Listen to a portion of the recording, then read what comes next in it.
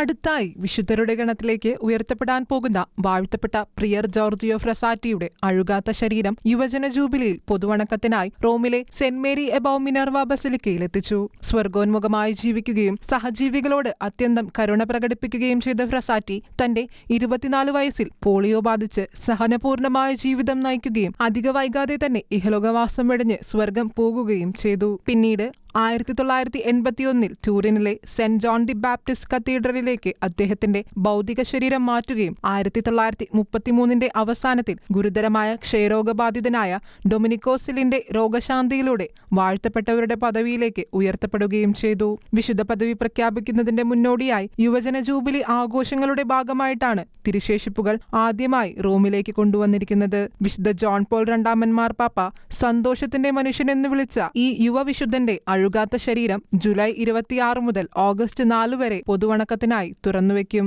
International desk, Shekina news.